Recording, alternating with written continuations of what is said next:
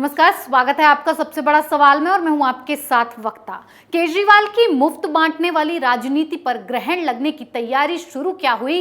केजरीवाल सरकार बौखला गई। चुनाव से पहले ये फ्री की रेवड़ी बांटने वाले सिस्टम पर सुप्रीम कोर्ट में सुनवाई चल रही थी और इसे खत्म करने पर विचार करने को सुप्रीम कोर्ट ने कहा था, लेकिन इससे केजरीवाल चिढ़ गए और मुफ्त की योजनाओं के सहारे अपनी राजनीति चलाने वाली आम आदमी पार्टी सुप्रीम कोर्ट पहुंच गई और याचिकाकर्ता अश्विनी उपाध्याय की मंशा पर भी सवाल उठा दिए और बीजेपी सरकार को घेरना शुरू कर दिया। क्यों चिढ़ गए केजरीवाल? क्या मुफ्तखोरी बंद होने से केजरीवाल की राजनीति चौपट हो जाएगी? इसी पर चर्चा के लिए हमारे साथ मौजूद हैं कैपिटल टीवी के editor in chief doctor Manish Kumar ji. Doctor साहब, आपका बहुत बहुत स्वागत। धन्यवाद। डॉक्टर साहब, केजरीवाल किस बात से चिढ़ गए हैं जो वो पहुंच गए मुफ्तखोरी के अपने इस योजना को लेके सुप्रीम कोर्ट? देखिए, सुप्रीम कोर्ट में एक पीआईएल है। सुप्रीम कोर्ट ने उस पीआईएल को एक्सेप्ट जिस दिन किया उसी दिन इनकी घंटी बज गई। ये तो हिंदुस्तान की राजनीति का नटवर लाल है। झूठ, फरेब, अफवाह, उल्टी पुल्टी बातें बताकर लोगों को बेवकूफ बनाकर, और मैं बार बार इस बात को कहता हूं, तमाम बाकी जो पार्टियां हैं वो जिसको कह सकते हैं कि अनइन्फॉर्म्ड जनता, जागरूक लोग जो नहीं हैं, पढ़े लिखे नहीं हैं, उनको बेवकूफ बनाती है। हिंदुस्तान की राजनीति में यह पहला नटवर लाल आया है जो पढ़े लिखे लोगों को बेवकूफ बनाने में नंबर 1 अव्वल है जी। और ऐसा मती मार देता है कि लोग खुद अपने ही नुकसान को न समझते हुए इसका माला जपने लगते हैं।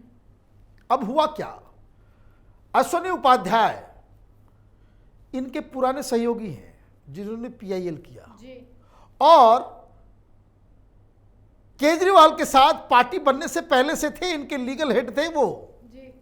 और ये जो आम आदमी पार्टी बनी है, इलेक्शन कमीशन में जो सारे दस्तावेज गए हैं उसमें जो हस्ताक्षर है, जो जिन्होंने अप्लाई किया है, वो अश्विनी उपाध्याय हैं। मतलब आम आदमी पार्टी के जिसको जो फॉर्मेटिव जो मेंबर्स होते हैं जी। उनमें से हैं ये अश्विनी उपाध्याय। और उनके पीछे पड़े हुए जो सुप्रीम कोर्ट में जो उन्होंने अर्जी लगाई है, आपने सही कहा, वो अश्विनी उपाध्याय के मनसा के ऊपर भी सवाल उठा रहे। भाई, मनसा के ऊपर कौन बात करेगा?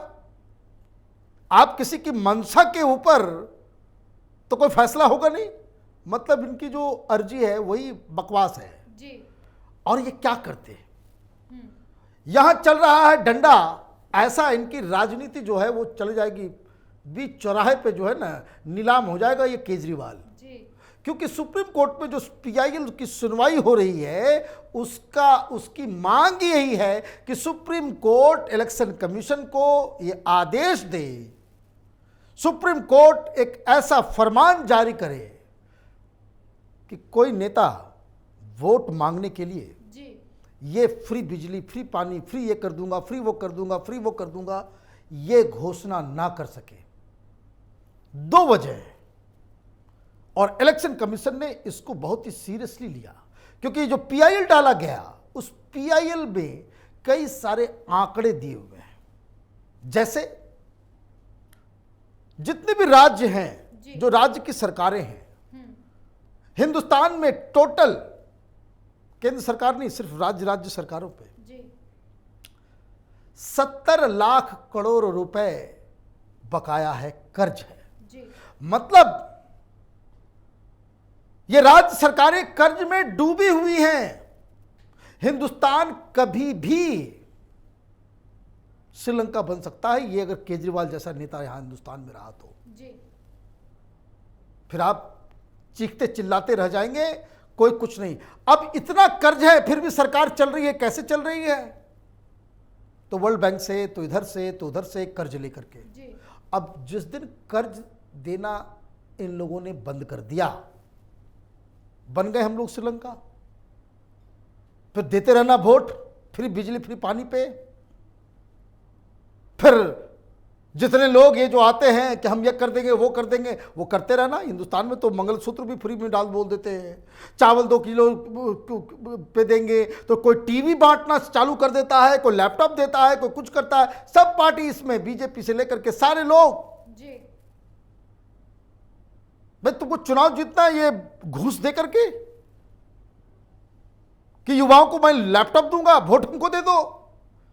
तो पहली चीज ये है कि एक तो हिंदुस्तान को आर्थिक रूप से पूरी तरीके से जर्जर करने की ये साजिश का हिस्सा है। जी। 1 नंबर 2, आप वोट मांग रहे हो तो वोट घूस देकर के मांगोगे। हिंदुस्तान का कानून कहता है कि अगर कोई उम्मीदवार जी। पैसे बांटते हुए नजर आ जाए तो उसका नॉमिनेशन रद्द हो जाए। जी। इलेक्शन कमीशन उसके नॉमिनेशन को रद्द कर दिया। आप प्रेस कॉन्फ्रेंस करके घूस दे रहे हो, सिर्फ वो पैसा नहीं है, काइंड में तो है, वो बात तो बराबर ही है। तो 2 चीजें जो इंपॉर्टेंट है, एक economic wellbeing of the country, जी।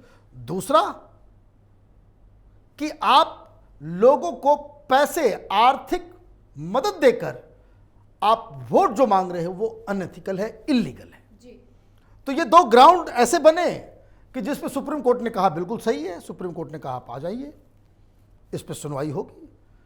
तो पहली सुनवाई हो चुकी, सुप्रीम कोर्ट ने कहा कि बहुत अच्छी बात है, सुप्रीम कोर्ट ने लताड़ भी लगाई इस तरह की पॉलिटिकल पार्टीज को, और सुप्रीम कोर्ट ने कहा भाई नीति आयोग को बुलाओ, जी। फाइनेंस कमीशन को बुलाओ, इलेक्शन कमीशन को बुलाओ, सरकार को बुलाओ, रिजर्व बैंक को भी बुलाओ, सब लोगों से इस मसले के ऊपर जो जो इसमें स्टेक होल्डर हैं उनसे सुप्रीम कोर्ट जानना चाह रही है कि भाई हमारी आर्थिक स्थिति क्या ऐसी है कि हम इस तरह की चीज़ों को अलाउ कर सकें। इलेक्शन कमीशन से पूछा जा रहा है कि भाई आप आंख बंद करके क्यों बैठे हुए हो। तो ये तमाम चीज़ें अब सुप्रीम कोर्ट के सामने आएंगी, इस पे सुनवाई होगी और उसके ऊपर फैसला होगा। अब सुप्रीम कोर्ट के जजेस ने इस सुनवाई के दौरान 4-5 जो कमेंट्स दिए, जी। बस लग गई आग केजरीवाल को। जी। प्रेस कॉन्फ्रेंस किया, वही तो ड्रामा नंबर 1 है। गुस्से में लाल, किस देश में माहौल बनाया जा रहा है, फ्री बिजली फ्री, इसको कहते हैं कि रेवड़िया बांटने मुफ्त खोड़ी। जो इसका विरोध करे वो गद्दार है। तो सर जो विरोध कर रहा है वो गद्दार है, किसको गद्दार कह रहे हैं? देखिए ये कह रहे हैं, ये सुप्रीम कोर्ट को भी गद्दार कह रहे हैं, फाइनेंस कमीशन को भी गद्दार कर रहे हैं, बीजेपी को भी गद्दार कर रहे हैं, सारे लोगों को गद्दार कहा जा रहा है। गद्दार वो होता है जो अपनी नीतियों से देश को खोखला करता है, देश के खिलाफ होता है। गद्दार वो होता है केजरीवाल जो हिंदुस्तान की सेना के पराक्रम का सबूत मांगता हो। तुमने मांगा है कि जब पाकिस्तान के अंदर घुस के हमारी सेना ने ऑपरेशन किया, तुम उसका वीडियो मांग रहे थे और वो सवाल ना उठे, टेलीविजन चैनल पर तिरंगा लगाते हुए नजर आ रहे हो। जो पाप आपसे ऑलरेडी हो चुका है उसकी भरपाई कैसे करोगे? तो ये चले गए कोर्ट के अंदर कि हमारी भी सुनिए, हम भी इस पे जिरह करेंगे। भाई क्या जिरह करोगे? उन्होंने कहा कि नहीं ये तो जनता की सेवा है, और सीधा सीधा आता है, कह देता है कि देखिए बाकी सरकारें तो, अब जैसे उसका प्रेस कॉन्फ्रेंस था, झूठ बोल गया। मैं कहता हूं ना, हर 5 सेंटेंस में 3 सेंटेंस झूठ। कि कुछ इंडस्ट्रियल हाउसेस को 10 लाख करोड़ रुपए मोदी सरकार ने माफ कर दिए। जाओ कोर्ट में बोलना ना, कोर्ट में जाके बोलना, वहीं पे जज साहब तुमको तुम्हारा ड्रेसिंग कर देंगे ऊपर से लेकर नीचे तक। तमाशा है। और मीडिया वाले चला भी रहे हैं। मीडिया तो हिंदुस्तान में तो भगवान मालिक है। माल दे दो इन लोगों के मुंह के अंदर, ठूस दो, फिर ये सवाल नहीं करते। भाई केजरीवाल से पूछा जाना चाहिए, भाई कहां से तुमको ये आंकड़ा मिला, क्या है 10 लाख का ये आंकड़ा, किसको दे दिया, कहां दे दिया। बात उल्टा है कि यूपीए सरकार के दौरान जो बहुत सारे लोग कर्ज नहीं लौटा रहे थे, उसमें से 8.5 लाख करोड़ रुपए, 8.5 लाख करोड़ रुपए मोदी सरकार ने वापस लिए हैं। 10 लाख करोड़, जाइए आप बोलिए प्रेस कॉन्फ्रेंस के बाद कोर्ट के अंदर में, तो जिस दिन इसकी सुनवाई होगी, वकील जब आएगा, मैं इस बात को आपको याद दिलाऊंगा कि कोर्ट के अंदर किस तरह से भीगी बिल्ली की तरह ये वहां बोल रहा था जी। मीडिया के सामने झूठ बोल दो, मीडिया वाले सवाल पूछेंगे नहीं। कैसे बोल रहा है कि 7,500 रुपए का हम बेरोजगारी भत्ता दे रहे हैं जी। गोवा में गए, अभी गुजरात में गया हुआ था कि भाई जिसको 10 लाख नौकरी देंगे, हमने ये काम दिल्ली में कर दिया है, एक पंजाब में बिठाया है, पंजाब वो भी कर, दिल्ली की तरह नौकरियां हम पंजाब में देंगे। भाई कितनी नौकरी दिया तुमने, सरकारी नौकरी कितनी दी है तुमने, 0। प्राइवेट सेक्टर में नौकरी को अपने हिसाब से गिनवा रहे हो, तो उसका एक पोर्टल बना हुआ है, ये 10 लाख कह रहा है, इसका पोर्टल खुद कह रहा है, एक आदमी ने आरटीआई डाल दिया जी। भाई आरटीआई डालते तो तुम ही डालते थे ना, आरटीआई एक्टिविस्ट थे। तुम्हारी सरकार ने जवाब दिया कि नहीं, कुल मिलाकर के 12,588 प्राइवेट जॉब्स दिए गए हैं। तुम जाकर के वहां कह रहे हो कि भाई हमने 10 लाख नौकरी दे दी, 10 लाख, और जिसको नौकरी नहीं मिलेगा उसको हम बेरोजगारी भत्ता देंगे। जी। दिल्ली में हम दे रहे हैं 7,500 रुपए। गुजरातियों ने कौन सा पाप किया भाई 3,000 रुपए दोगे, गुजराती को नहीं चाहिए 3,000 रुपए। तो फिर किसी ने आरटीआई कर दी कि भाई दिल्ली में ये जो बेरोजगारी भत्ता के नाम पे जो दिया जा रहा है, कितने रुपए दिए जा रहे हैं और कितने लोगों को दिया जा रहा है। जी। मालूम है क्या जवाब आया, आरटीआई में तो झूठ नहीं बोल सकता, ये टीवी के कैमरा के सामने बोल सकता है, लेकिन आरटीआई में तो जवाब नहीं देगा, फिर जेल जाना पड़ जाएगा अधिकारियों को। जी। तो पूछा क्या कि भाई बताओ भाई कितने लोगों को तुम बेरोजगारी भत्ता दे रहे हो दिल्ली के अंदर में 7,500 रुपए।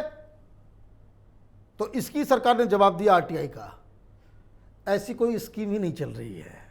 जी। वाह, घूम घूम के कह रहा है कि हम ऐसा कर देंगे, हम वैसा कर, ये फ्रॉड आदमी है। अब इसको जो मिर्ची लगी है, वो मिर्ची इस वजह से लगी है कि अगर सुप्रीम कोर्ट से ये फैसला हो गया कि भाई जो कोई करेगा तो उसका सिंबल छीन लिया जाएगा, जी। उसके उम्मीदवार को खत्म कर दिया जाएगा, पार्टी अगर ये करेगी तो पार्टी जाएगी, उसका डी रजिस्टर कर दिया जाएगा, पार्टी पे कार्रवाई होगी, कोई नेता करेगा तो उसका उम्मीदवारी उसकी छीन ली जाएगी।